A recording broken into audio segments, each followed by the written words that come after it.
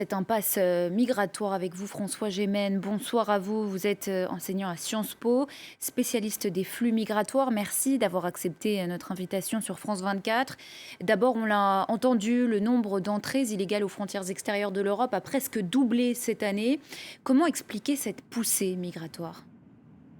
Il est certain qu'il y a un phénomène de rebond après, je dirais, une baisse des entrées au cours de l'année 2020 qui était largement due à la fermeture des frontières liée à la crise du coronavirus. Il est certain qu'avec, je dirais, la relâche des mesures sanitaires, de plus en plus de personnes qui attendaient de franchir cette frontière eh bien, se saisissent de l'opportunité. Et donc ce qu'on constate à la fois en Méditerranée, mais aussi dans l'océan Atlantique, aux abords des îles Canaries, c'est effectivement un regain de traversées cette année et malheureusement aussi un regain de mortalité dans la Méditerranée. Alors, la proposition d'un pacte global pour la migration présentée par la Commission européenne en septembre 2020 reste bloquée. D'où vient le blocage? Alors, le blocage, c'est qu'en réalité, la proposition de la Commission ne satisfait personne. Avec cette proposition, la Commission espérait d'un coup résoudre en même temps la crise humanitaire et la crise politique. Le problème, c'est que la proposition ne satisfait ni l'une ni l'autre. En réalité, il y a aujourd'hui un blocage qui vient à la fois du Parlement européen, qui pense qu'il faut arrêter cette politique d'externalisation à outrance. Et on a vu encore récemment avec le problème des migrants lâchés à Ceuta par le Maroc, à quel point cette politique d'externalisation pouvait poser problème et pouvait mettre les migrants en danger. Et on a vu également de nombreux États qui ne se contentent pas effectivement de cette proposition qui est faite par la Commission européenne. Ça ne satisfait ni les États qui sont davantage ouverts à l'idée de l'accueil des migrants et des demandeurs d'asile, ça ne satisfait pas non plus les États qui sont rétifs à l'accueil des migrants et des demandeurs d'asile, comme la Hongrie et les pays d'Europe de l'Est, mais également des pays comme le Danemark, par exemple. On sait que la Commission, pour le moment, est dans un contentieux avec le Danemark, puisque le Danemark souhaite externaliser complètement sa politique d'asile, et la Commission estime que c'est contraire au traité. Quel avenir pour cette politique migratoire commune quand on sait qu'elle n'est pas la priorité de la Slovénie qui prend la suite de la présidence européenne à partir donc de juillet prochain?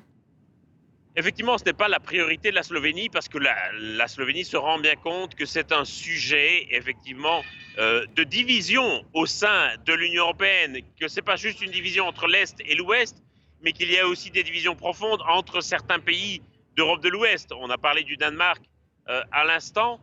Le problème aujourd'hui, c'est que le seul point qui fait consensus, c'est la fermeture des frontières. Mais le problème, c'est que c'est la fermeture des frontières qui crée cette crise humanitaire et qu'aujourd'hui, cette fermeture des frontières est devenue un peu l'alpha et l'oméga de la politique européenne et sert un peu de cache-sexe à l'absence d'une vraie politique d'asile et d'immigration européenne.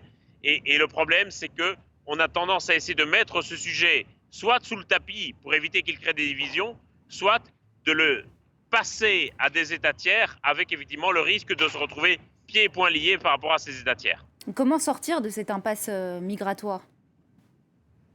À mon avis, la seule solution, c'est de mettre ensemble les États européens qui souhaitent avancer, quitte à créer une sorte d'Europe à deux vitesses sur cette question. Mais il faut absolument mutualiser cette compétence au niveau européen, créer une agence européenne de l'immigration et de l'asile, quitte à ce que les 27 pays n'y participent pas, mais au moins mettre ensemble les pays qui veulent avancer sur cette question, quitte potentiellement à sanctionner les pays qui ne veulent pas participer à cet effort de solidarité, notamment en les faisant sortir de la zone Schengen. C'est une option qui doit être mise sur la table aujourd'hui, à mon avis. Mais cette impuissance européenne et ces sanctions dont vous parlez nourrit le discours des droites populistes, on le sait. Est-ce que justement cette impuissance peut participer à la remontée de l'extrême droite en Europe?